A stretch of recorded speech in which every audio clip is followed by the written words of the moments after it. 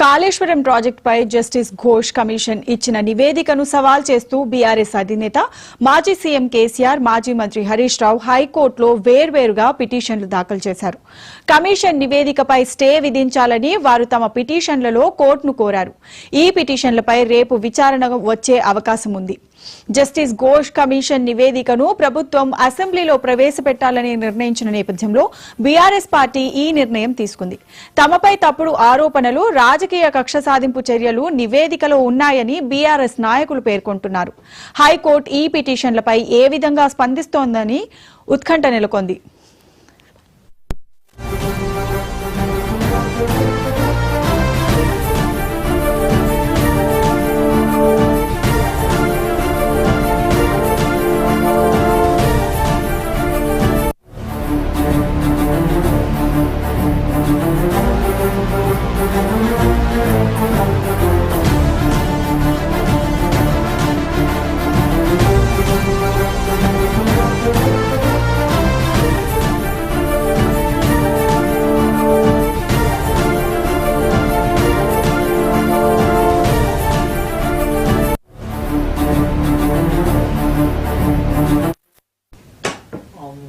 కాళేశ్వరం ప్రాజెక్టుపై justice Ghosh commission ఇచ్చిన నివేదికను సవాల్ చేస్తూ బీఆర్ఎస్ అధినేత మాజీ సీఎం కేసీఆర్, మాజీ మంత్రి హరీష్ రావు హైకోర్టులో వేర్వేరుగా పిటిషన్లు దాఖలు చేశారు. ఇక ఇదే అంశానికి సంబంధించి మా కరెస్పాండెంట్ రామ్ నరేష్ మరింత సమాచారాన్ని లైవ్ ద్వారా అందిస్తారు. రామ్ నరేష్, చెప్పండి, ఈ కమిషన్ నివేదికపై స్టే విధించాలని వారు తమ పిటిషన్లను కోర్టులో కోరారు. అంటే వేర్వేరుగా వాళ్ళు ఇద్దరు పిటిషన్లు వేసినట్టుగా తెలుస్తోంది. దీనిపై అప్డేట్స్ ఎలా ఉన్నాయి?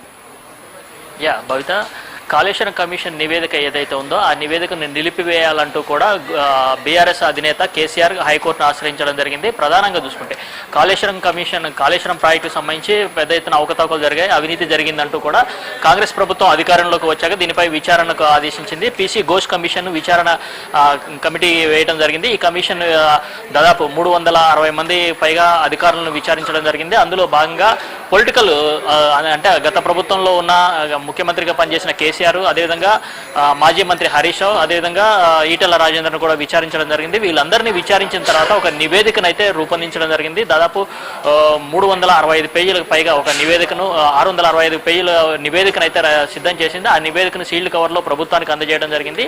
ఈ నివేదికపై ఇప్పుడు రాజకీయంగా ఒక వివాదం కొనసాగుతుందని చెప్పుకోవచ్చు. కాంగ్రెస్ పార్టీకి అనుకూలంగా పీసీ ఘోష్ కమిషన్ నివేదిక ఇచ్చారంటూ కూడా బీఆర్ఎస్ పార్టీ నేతలంతా ఆరోపిస్తున్న పరిస్థితి ఉంది. ఈ నేపథ్యంలోనే ఇప్పుడు పీసీ ఘోష్ కమిషన్ నివేదికకు సంబంధించి హైకోర్టును ఆశ్రయించడం జరిగింది. గతంలో అంటే పీసీ ఘోష్ కమిషన్ నివేదిక తుది నివేదిక ఏదైతే ఉందో ఆ నివేదిక పూర్తి కాపీని ఇవ్వాలంటూ కూడా ఇటీవల న్యాయ నిపుణులతో మాజీ మంత్రి హరీష్ రావు ఢిల్లీ వెళ్ళి ఆయనతో ఢిల్లీ న్యాయ నిపుణులతో చర్చించడం జరిగింది. ఆ తర్వాత సెక్రటేరియట్లో సిఎస్ని కలిసి ఆ నివేదిక మొత్తాన్ని కూడా కాపీ ఇవ్వాలని చెప్పేసి 2 పిటిషన్లు పెట్టుకున్నారు. ఆ పిటిషన్లు అంటే కాపీ అందిన తర్వాత దానికి సంబంధించి హైకోర్టును ఆశ్రయించడం జరిగింది. ఈరోజు హైకోర్టును ఆశ్రయించిన నేపథ్యంలో 2 పిటిషన్లు దాఖలు చేయడం జరిగింది. ఒకటి కేసీఆర్ తరఫున దాఖలు చేశారు, మరొకటి మాజీ మంత్రి హరీష్ రావు తరఫున దాఖలు చేయడం జరిగింది. ఈ పిటిషన్లకు సంబంధించి రేపు విచారణకు వచ్చే అవకాశం అయితే కనిపిస్తుంది.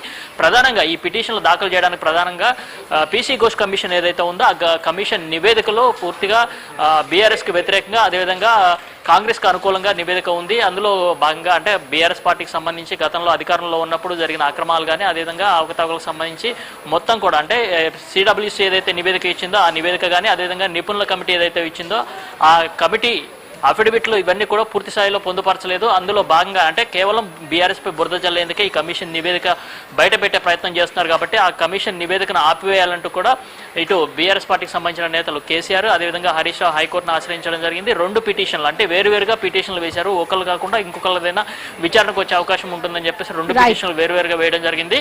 దీనికి సంబంధించి రేపు హైకోర్టులో విచారణకు వచ్చే అవకాశం అయితే ఉన్నట్టుగా మనకు సమాచారం అయితే ఉంది. భక్త right, thank you Ram Naresh.